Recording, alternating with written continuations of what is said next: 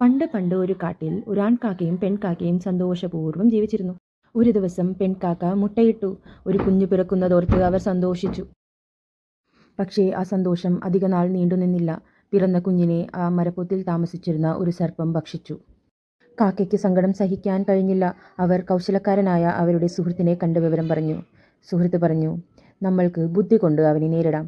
നിങ്ങൾ രാജ്ഞിയുടെ മാല കൊണ്ടുപോയി അവൻ്റെ മാളത്തിലിടൂ. ബാക്കി എന്താ ഉണ്ടാകുന്നതെന്ന് കാണാം." കാക്ക മറ്റൊന്നും ചിന്തിക്കാതെ കൊട്ടാര പരിസരത്തേക്ക് പറന്നു. രാജ്ഞിയുടെ മാലയെടുത്ത് തിരിച്ചു പറന്നു. ഭടന്മാർ അവൻ്റെ പിന്നാലെ കൂടി. കാക്ക വേഗത്തിൽ പറന്ന് ആ മാല പാമ്പിൻ്റെ മാളത്തിൽ കൊണ്ടിട്ടു. മാലയെടുക്കാൻ വന്ന ഭടനെ സർപ്പം ആഞ്ഞു കൊത്തി. അത് കണ്ട മറ്റു ഭടന്മാർ കുന്തവും വാളും കൊണ്ട് പാമ്പിനെ ആക്രമിച്ചു. അങ്ങനെ അവൻ്റെ അവസാനമായി. സർപ്പത്തിൻ്റെ അന്ത്യത്തിനു ശേഷം നമ്മുടെ കാക്ക. പണ്ട് പണ്ട് ഒരു കാട്ടിൽ ഒരു ആൺകാക്കയും പെൺകാക്കയും സന്തോഷപൂർവ്വം ജീവിച്ചിരുന്നു. ഒരു ദിവസം പെൺകാക്ക മുട്ടയിട്ടു. ഒരു കുഞ്ഞു പിറക്കുന്നതോർത്ത് അവർ സന്തോഷിച്ചു. പക്ഷേ ആ സന്തോഷം അധികനാൾ നീണ്ടുനിന്നില്ല. പിറന്ന കുഞ്ഞിനെ ആ മരപ്പൊത്തിൽ താമസിച്ചിരുന്ന ഒരു സർപ്പം ഭക്ഷിച്ചു. കാക്കയ്ക്ക് സങ്കടം സഹിക്കാൻ കഴിഞ്ഞില്ല. അവർ കൗശലക്കാരനായ അവരുടെ സുഹൃത്തിനെ കണ്ട് വിവരം പറഞ്ഞു. സുഹൃത്ത് പറഞ്ഞു, "നമ്മൾക്ക് ബുദ്ധി കൊണ്ട് അവനെ നേരിടാം. നിങ്ങൾ രാജ്ഞിയുടെ മാല കൊണ്ടുപോയി അവൻ്റെ മാളത്തിലിടൂ.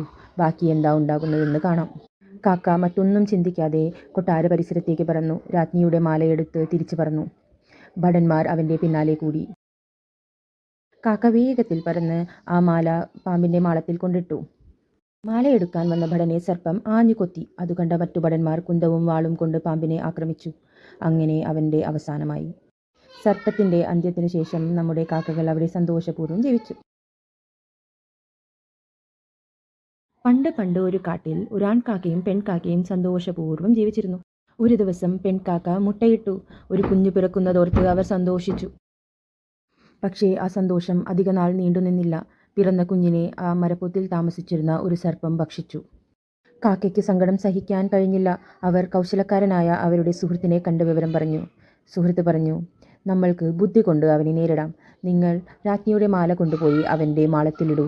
ബാക്കി എന്താ ഉണ്ടാകുന്നതെന്ന് കാണാം." കാക്ക മറ്റൊന്നും ചിന്തിക്കാതെ കൊട്ടാര പരിസരത്തേക്ക് പറന്നു. രാജ്ഞിയുടെ മാലയെടുത്ത് തിരിച്ചു പറന്നു.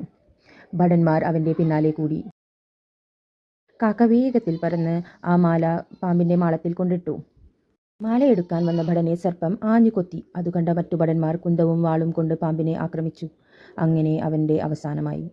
സർപ്പത്തിൻ്റെ അന്ത്യത്തിനു ശേഷം നമ്മുടെ കാക്കകൾ അവിടെ സന്തോഷപൂർവ്വം ജീവിച്ചു.